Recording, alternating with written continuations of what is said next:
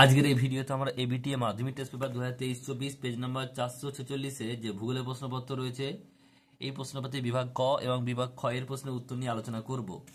একের এক বলছে দেখো পললসংখ্য গঠিত হয়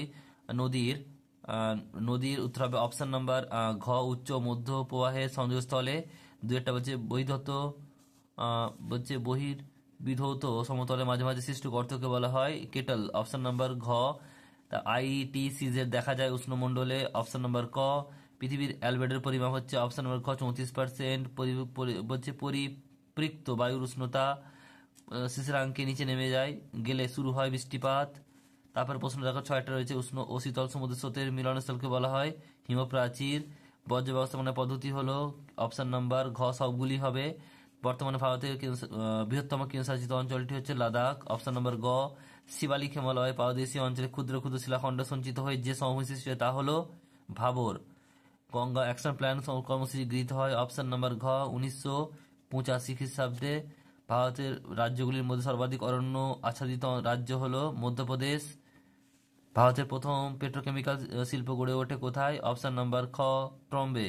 ভারতের ডেট্রয়েট চেন্নাইকে বলে। আর ভারতীয় জরিপ বিভাগের সদর দপ্তর অবস্থিত দেরাদুনে। এবার ঠিক ভুল রয়েছে এক একটা। বলছে উৎপাটন ক্ষয় হলো বায়ুর ক্ষয়কার্যের একটি প্রক্রিয়া, ভুল। বলছে সমুদ্র বায়ু সর্বাধিক বেগ দেখা যায় বিকেলবেলা, এটা হচ্ছে ঠিক।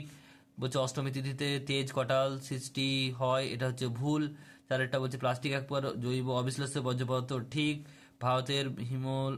ভারতে হিমবাহ সর্বোচ্চ শৃঙ্গ হচ্ছে গর্ডন অস্টিন, এটা ভুল। তারপর প্রশ্ন দেখো পরেরটা বলছে বর্তমানে ভারতের সর্বাধিক জনঘনত্বপূর্ণ রাজ্য হলো পশ্চিমবঙ্গ, এটা ভুল। আর ছদ্ম রঙের সবুজ অরণ্যকে উপগ্রহ চিত্রে লাল রঙে দেখানো হয়, এটা ঠিক। এরপর হচ্ছে দেখো পরেরটা দুইয়ের এক একটা বলছে শূন্যস্থান পূরণ করতে হবে। এক একটা বায়ুর অপসারণ প্রক্রিয়া সৃষ্ট গর্তগুলিকে রাজস্থানে ড্যাশ বলে, উত্তর ধান্ধ। একাদশ ধান্ধ। যেটা দক্ষিণ চীন সাগরে একটি আকস্মিক বায়ু হলো ড্যাশ টাইফুন। ড্যাশ উপকূলে সমুদ্র স্রোতের জন্য ঘন কুয়া সৃষ্টি হয় জাপান উপকূলে। চারেরটা পার্বত্যের ড্যাশ ঢালে শৈলক্ষে বৃষ্টিপাত হয় প্রতিবাদ ঢালে। ভারতের কার্পাস গবেষণা শহর ড্যাশে অবস্থিত, উত্তর নাগপুরে। তারপর প্রশ্ন পশ্চিমবঙ্গে বৃহত্তম তথ্য প্রযুক্তি শিল্প কেন্দ্র হলো ড্যাশ সল্টলেক। তারপর প্রশ্ন বলছে দেখো মেরু বরাবর পরিক্রমণকারী কৃত্রিম উপগ্রহ হলো কি হবে? এটা হবে যে সূর্য সমলয়। তারপরে প্রশ্ন হচ্ছে দেখো তিনের এক একটা এক কথা উত্তর দাও। ভারতের একটি ধনুকাকৃতি বদ্বীপের নাম লেখো। গঙ্গা ব্রহ্মপুত্র বদ্বীপ।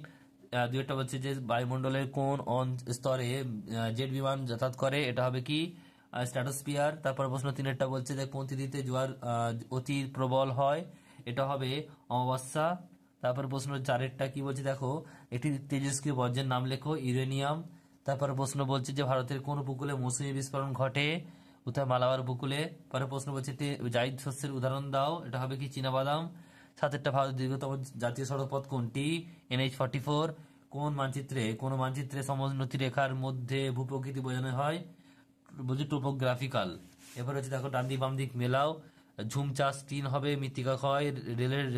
ডিজেল রেল ইঞ্জিন 4 হবে, বেনারস। কারেওয়া এটা হবে 1, কাশ্মীর উপত্যকা। আর হচ্ছে মোটর গাড়ি নির্মাণ শিল্প কেন্দ্র গুরগাঁও 2 হবে। উত্তরটা দেখে নেওয়ার পর